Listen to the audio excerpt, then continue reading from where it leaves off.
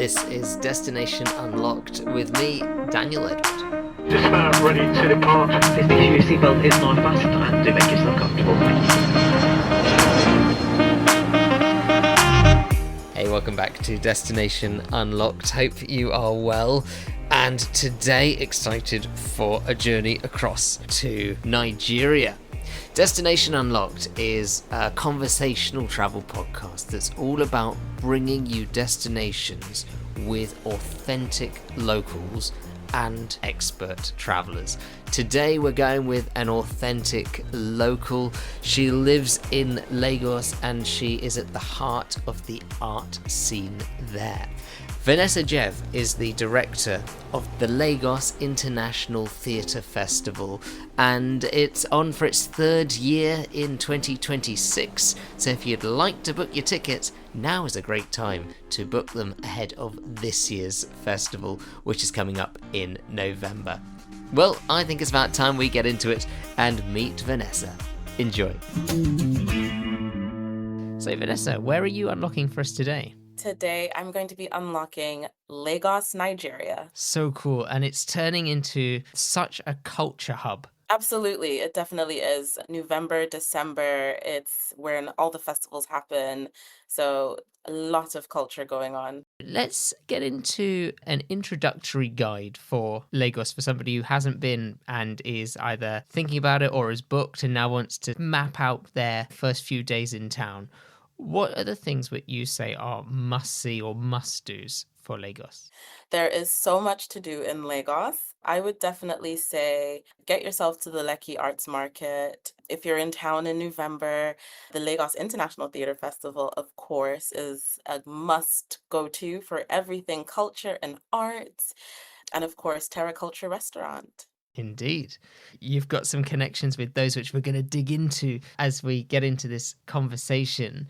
If you were to sum up the spirit, the vibe of Lagos, how would you describe it? Energetic.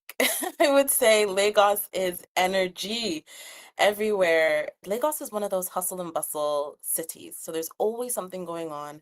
There's always people outside. So energy. And that actually links perfectly into a question that somebody messaged in for me. And that is Lagos overwhelming? If you haven't been before, maybe you've not been to Africa before, for somebody coming from the UK, America? It could be. It definitely could be. I mean, the first thing that hits you in Lagos is it's noise. It's loud. It's a lot of people all over the place trying to grab your attention. You're hearing horns blaring all over the place. So it could be overwhelming, but I think you settle into it really quickly. As a visitor, you kind of just get swept up into this life here in Lagos. And all of a sudden, you're navigating the streets, you're talking to like the local businessmen or women, and you're just enjoying it. It's overwhelming, but everyone's really friendly. That's one thing. I'll say it's not just a Lagos thing. Nigerians are friendly people. So people are always willing to help. They're always going to ask if you're okay, if you need direction. So it's not too scary. It's not scary. And how much does Lagos change depending on which neighbourhood you're in? Where is a really good place to stay and then where are good places to go out and visit? Lagos is kind of split into, you can think of it in two ways. Lagos is kind of on an island. So we've got the mainland, which is where the airport is. So that's where you land. So you move from the mainland over the bridge, over the water into the island. And once you start coming onto the island, it changes. I think the mainland is a bit calmer. And then you get to the island, which is where everybody wants to be on the island. Everybody wants to be in Victoria Island. It's where all the businesses are. It's where all the hot happening spots are. And of course, Lekki, just in case any Nigerians, because they'll be like, oh, what about Lekki? But Lekki Phase 1 and Victoria Island are the places where I think a lot of people want to come to. And as a tourist, as somebody visiting, it's definitely the easiest space to be around because if you're in VI, so if you're in Victoria Island, you're connected to the major hotels, you're connected to the restaurants, the museums, shopping, the spas.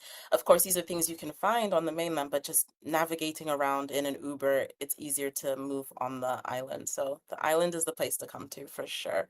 Islands draw people in. They do. Manhattan is another island. Yeah, Toronto too. Toronto has Toronto Island, and every summer people want to head to the Toronto Islands. I don't know what it is. It's just community, I guess. Everybody wants to head out.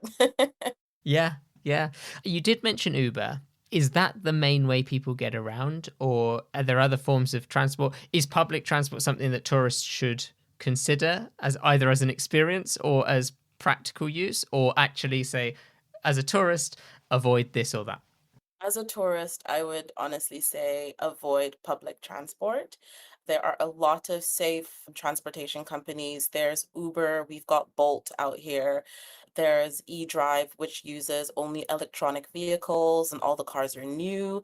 The trips are monitored and they have cameras in there. So there's no way that anybody can scam you or ask for more money or take you somewhere nefarious or, anything like that. So I would stay away from public transport unless maybe you're going with a guide. But then again, I would stay away from it. I would just say stick with Uber. You can put it on your phone, same way you do it anywhere else. You know where you're going. It's the safest way. What about walking around? Because I love walking. That for me, just getting lost in a city and seeing where I end up is a great way of experiencing a place. How walkable is it? I think it's very walkable. A lot of people walk around. Certain areas, you'll see a lot of people jogging in the mornings. They have cycle clubs, so people will be cycling. So it's very walkable. I don't know about the heat because it does get really hot. Nigeria gets super hot. So I would just be wary of that. But again, there's always places that you can pop in, get a cold drink, cool down for a little bit, and continue on with your walk if that's what you want to do. But you're completely safe and fine to do so. In terms of the heat, when's it hottest and when's it at its most comfortable? When is it not hot? Is the question. I find Lagos to be hot all the time, even when it's raining.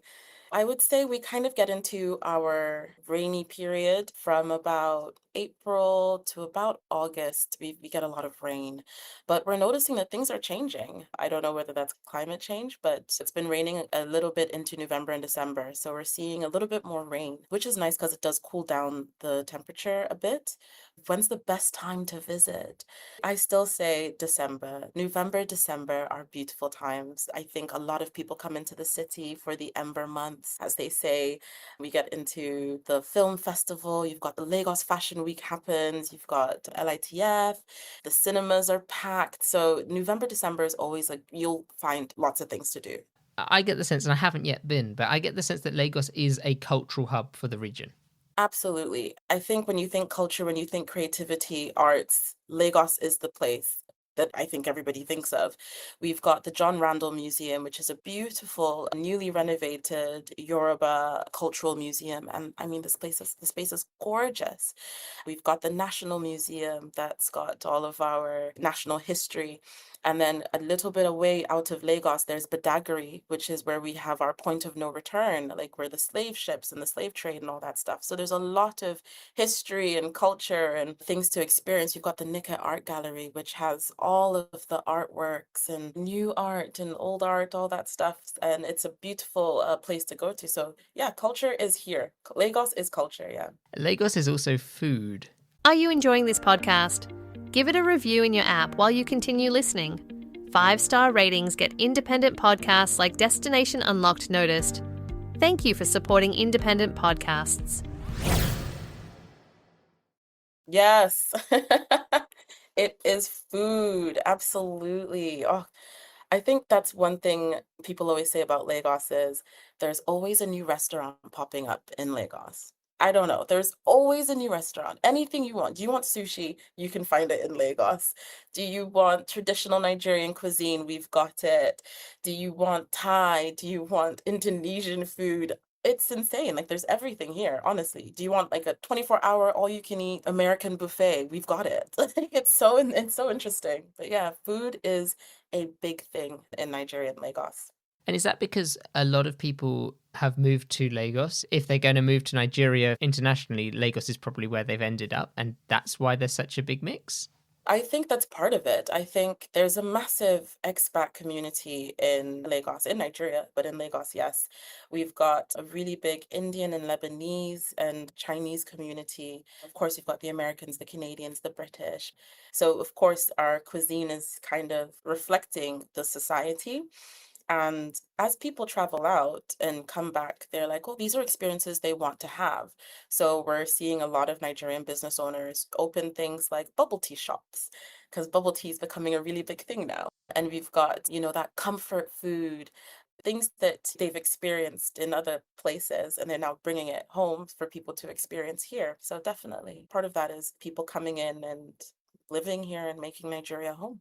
And what would you say is typical Nigerian food? If somebody's going to visit Lagos, I'm sure they want their bubble tea, but they want to have some stuff which is traditional, some stuff which has been around for years. Okay, so some traditional food. First off, it's suya. I think everybody always talks about suya. Suya is our version of the barbecue.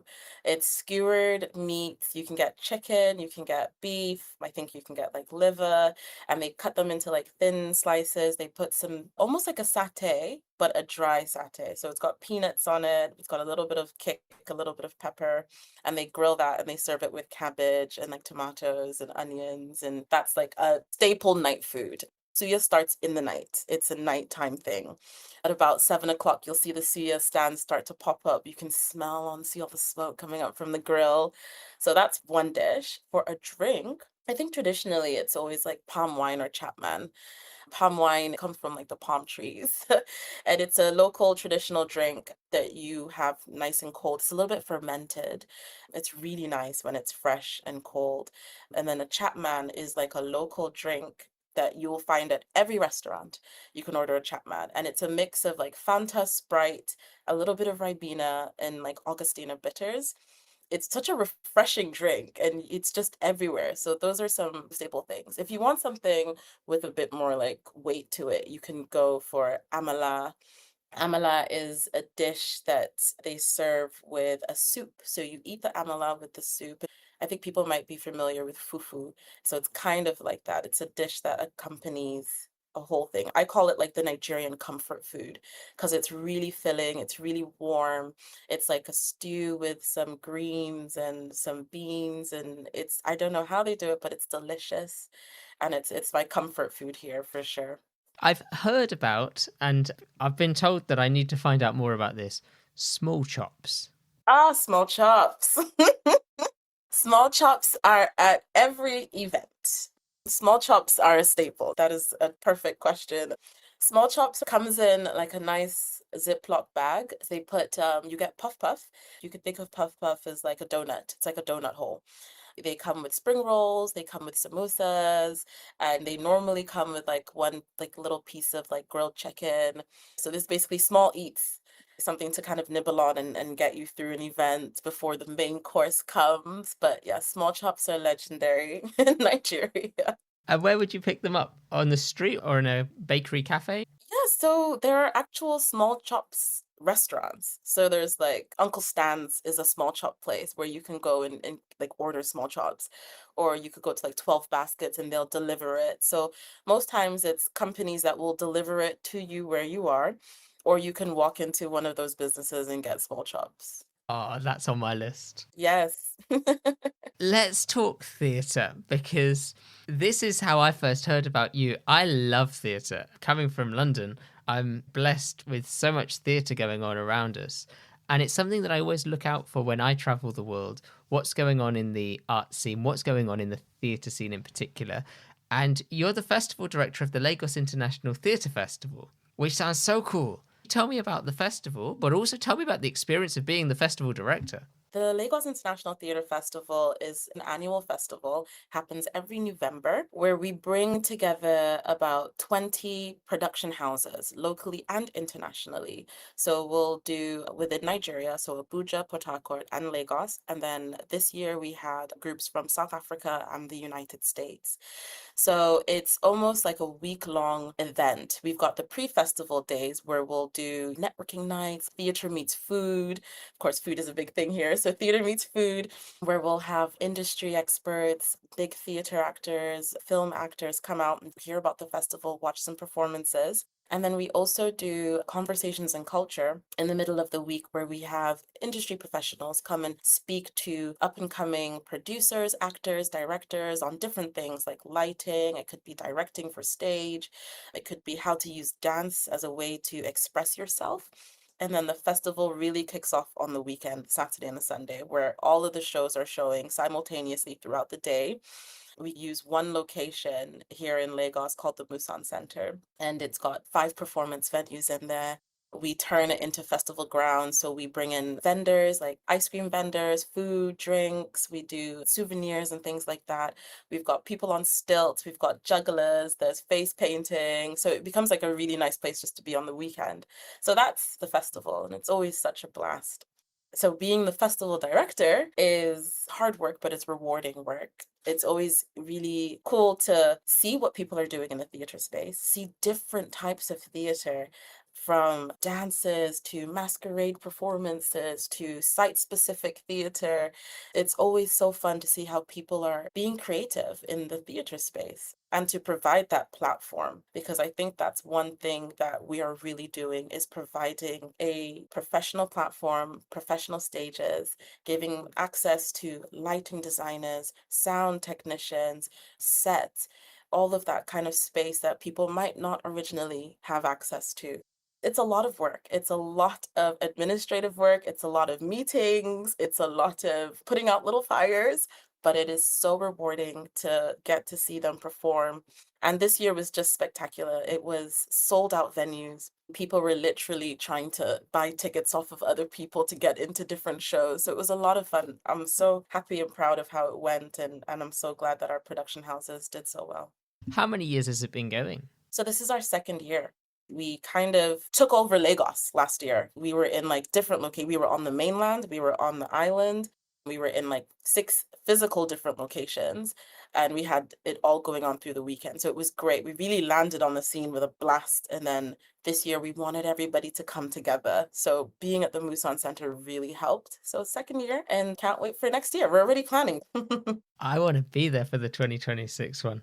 It sounds amazing. And your background is in theatre. You're not just admin and organising and leading this festival. You are a practitioner in theatre as well. I am. I actually moved from Canada to Lagos 2 years ago. And yes, in Canada, I did a lot in the theater space. I worked as an actor at first, but then I realized that there wasn't a lot of opportunities for people that looked like me. So I started writing shows, and those started getting funded and produced, and we started directing. And next thing I knew, we were doing theater shows every year. So that's how I kind of got into it. I think one of the key things with theatre is what gets put on and goes out on stage gives you an insight into what's on the minds of people. What's the spirit of where people are at right now, the pulse of a place. Because a producer has to think what's going to get bums on seats and what's going to get people talking once they've left the theatre to continue getting bums on seats. That's the business side of theatre. What sort of stuff came up in the 2025 festival? What is the pulse right now? You know, that's a really interesting question. There were a lot of love rom-com stories that people were putting on. It was really interesting. We had BAP Productions, Mrs. Boloney Austin Peters. She did Dear Kathy and My Boyfriend Calls Me Ma. And those are both kind of love stories. Dear Kathy deals with a girl, Kike, who is dating in Lagos, and she's going through it. She's dating the guy who's cheating on her. She dates the guy who's only using her for money. And then she finds this guy that's the safe bet, but she finds him boring. And then My Boyfriend Calls Me Ma is about an older woman dating a younger girl. And then we had Before I Let You Go by Mashoud Fatah, about what happens if you meet the love of your life at the bus stop while you're waiting for the bus and you've only got like a few minutes to talk to them. It was really interesting. There was a play called 99% Virgin, what happened to the other 1%. And it's dealing about ideas around sex, which is a very interesting topic in Nigeria, which is a very Christian country. So it was really, really cool to see people using these platforms to deal with topics that are not necessarily spoken about so openly. Dating a younger guy, being a woman dating a younger guy, what's that like? Being a girl who's coming of age and she doesn't know if she's pregnant or not, and what do you have to do to get pregnant, and all those kind of questions, and dealing with it in a really funny but engaging way that you could talk about sensitive topics and not feel uncomfortable or make an audience feel uncomfortable. The children's theater was beautiful. We had one that was very folklore storytelling-esque. which is a throwback to something that they used to do here called Tales by Moonlight. And it was when everybody would kind of sit around outside and the elders in the community would come and tell folk stories. So it was lovely to see a version of that happen on stage. And then we had 80 students present a Fushiton, which is a woman who was a ruler warrior here in Nigeria. So it was great history through theatre. One of the things that really strikes me about what you've described with the shows that you've pulled out as examples, but it also connects with me in terms of Nigerian people that I've met. There's the humour, but then there's also the conservatism. And so it's this balance, isn't it, between a really light-hearted, bubbly, fun environment and spirit, but also really grounded in tradition. Yeah, I think you've hit the nail on the head. It is finding that fine balance of, humor, what's funny, getting people laughing. It's one of the things that I've noticed in Lagos, in Nigeria, is that people want to laugh. Life is stressful. I mean, you're living in Nigeria, so it's not the easiest. Of course, there are everyday stresses everywhere. So entertainment and theater becomes a space to decompress and relax. Humor is something that is key in Nigerian society. I think it's how we deal with a lot of things, actually, is finding ways to laugh about it. People don't want to wallow. They're like, okay, something's happened, we're going to continue, and they'll find a way to laugh about it and continue, which is just so amazing. It's beautiful. If you're going to Lagos, but you're not able to get there in November time, so you're not going to be able to hit the festival, what's the theatre scene the rest of the year? It's still going. If you come in December, Terra Culture, which is like the #1 arts and culture center here, does a Christmas play or does a holiday show every Christmas and Easter. So you'll definitely have something to see. It's music, it's dance, it's live music, and you've got like 60 dancers on stage dancing. So there's definitely lots going on. We've recently also just revamped our National Theatre in Lagos. We've got this beautiful 4,000-seater National Theatre that's absolutely gorgeous. So I know that we're going to see more programming coming out of there in the next months and for next year as well. So definitely a lot of things to see. There's always, always, always theatre shows going on. 4,000 seats. That's Yeah, huge. it's massive. It's really big. What sort of things go down really well? Is it plays? Is it dance? Is it music focused? I think it shows that encompass all. So it has to have a little bit of drama, but music and dance always gets people. Singing, dancing, especially if you're finding a way to incorporate songs that are kind of a bit popular right now, or even if they're throwbacks. Oh, people will be singing, and Nigerian audiences are so unique. Every time I tell people, I'm like, watching a show, whether it's in the theater or the cinemas, is such a different experience in Nigeria. If you go to theater in London, if you go to theater in Canada, everybody sits down, they applaud at the right times, and that's it. People are talking back to the actors. They are making their one-liners, like they become part of the show. Like they are so engaged.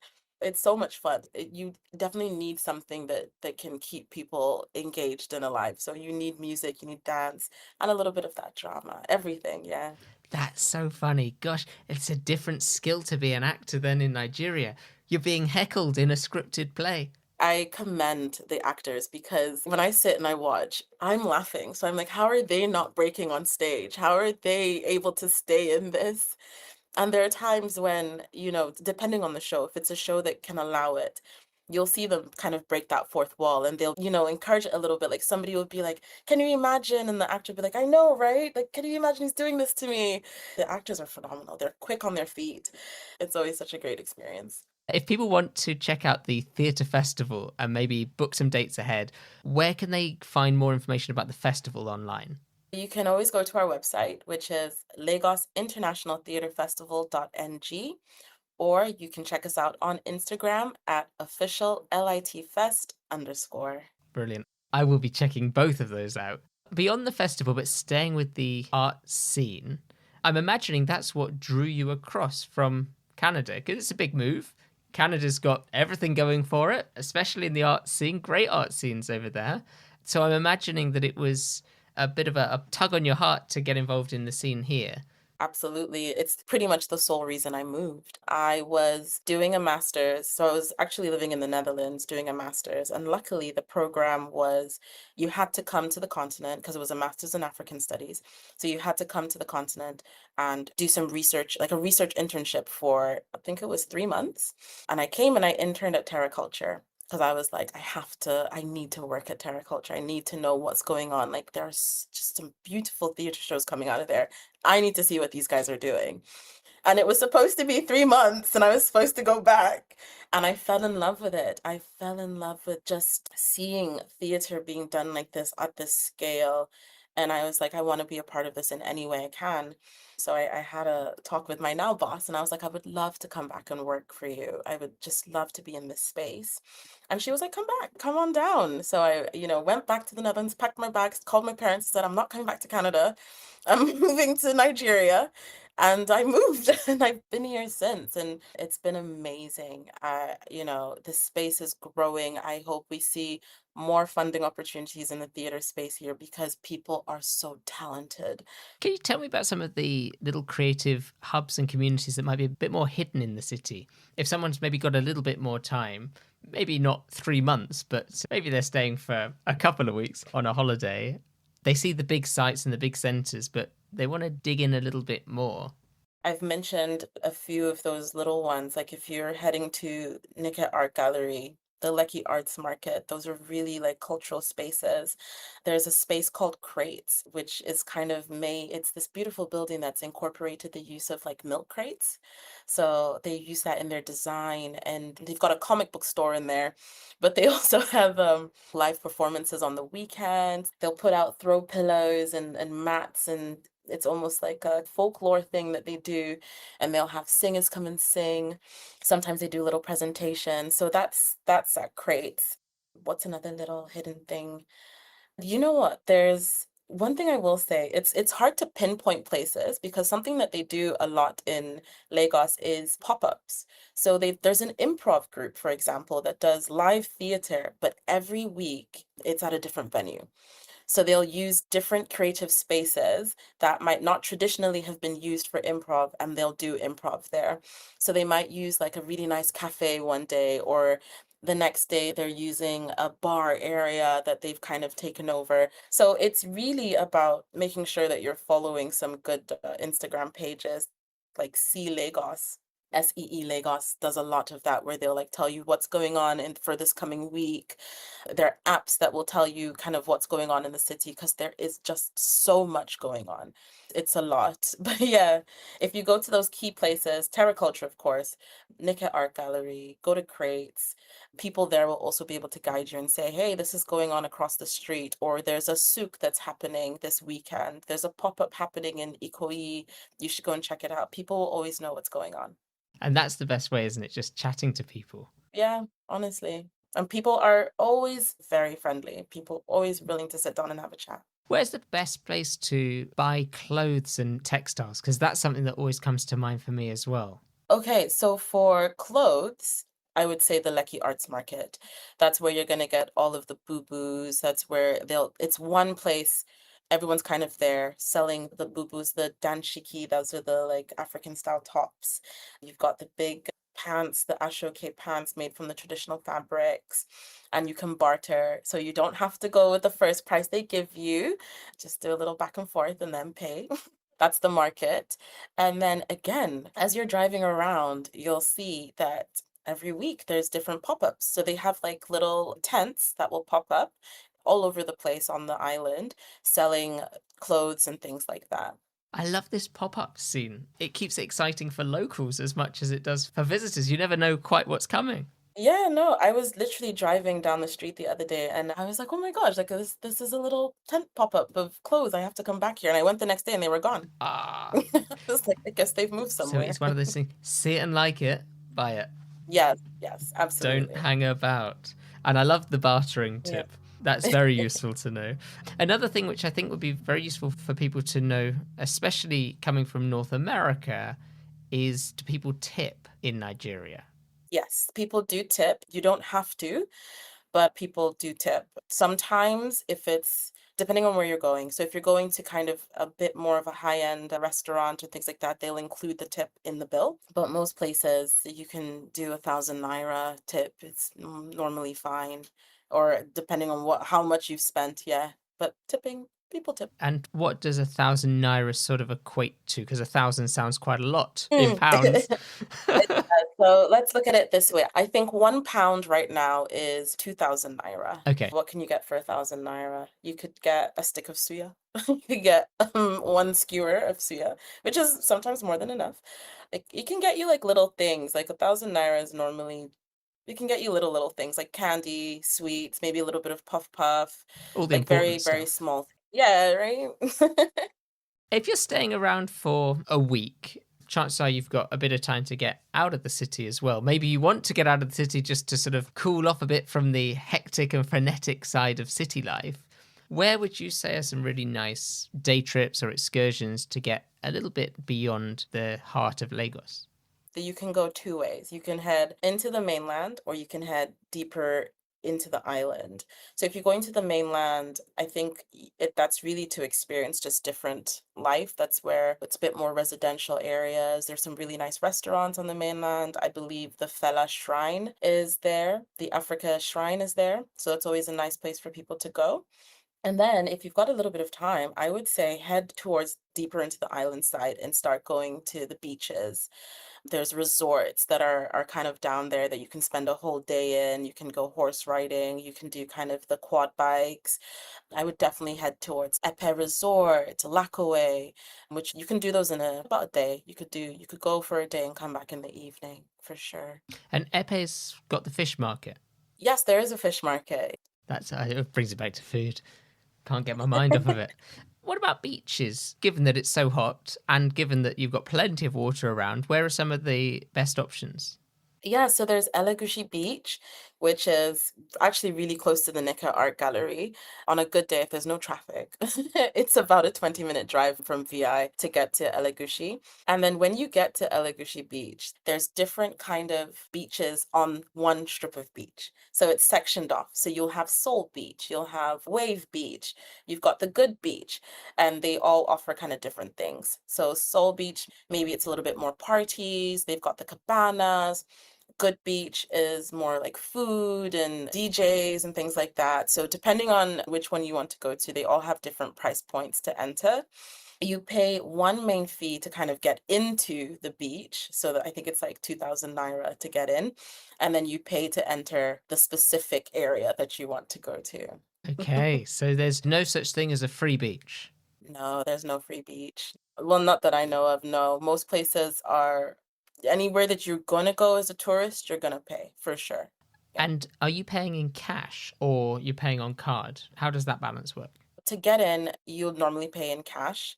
So let's just say it's Elegushi Beach. To get into Elegushi Beach, you're going to pay 2,000 naira in cash. And then let's say when we get into the beach, we want to go to the good beach. We can pay with our card or you can pay in cash to get into the good beach. So funny that they called it the good beach because it's basically saying all the others are bad beaches. Yeah. Very clever naming there. Right, right.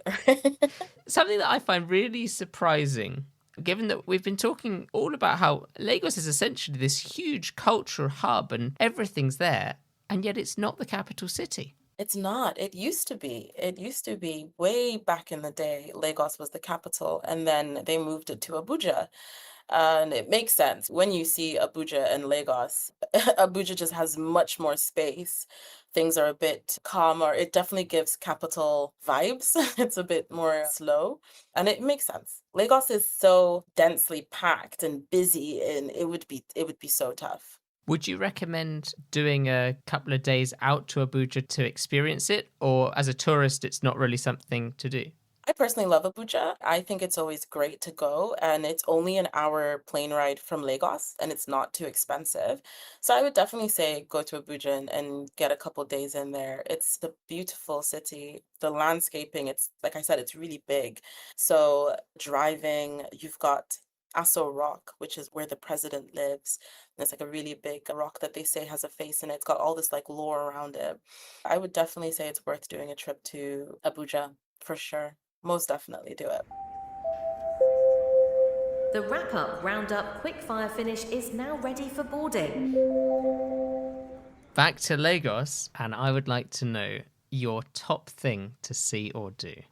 Top thing for me to see would be seeing a theater show at Terra Culture. Absolute must do. It was on my bucket list, so yes. What's your top tourist trap to avoid?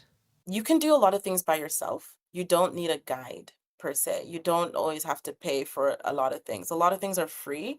So I would say avoid people who keep asking you for money or saying, oh, you have to pay to get in here. A lot of these places have websites. Make sure you check so you know and nobody's trying to upsell you on it with a fake price, because something might be a 2,000 naira and they're telling you to pay 10,000 naira because they think you don't know. So I would just avoid paying to enter into a lot of places unless it's like, a museum or the beach. Most places are free to get into. What's your favourite time of year for someone to visit Lagos? December. Absolutely. Dirty December. Everything's going on. Theaters happening, concerts, all of the stars are doing like Davido, Wizkid, Burna Boy. They'll all be performing. December is the best time. If somebody's thinking about going, or indeed they've booked, and they want to get into a good book or a film about Lagos or just connected to it to get them in the mood, is there something you'd recommend?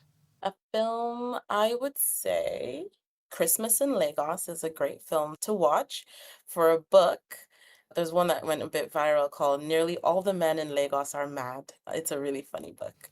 And is it true? I would say so. What's your top food or drink to try when someone visits Lagos?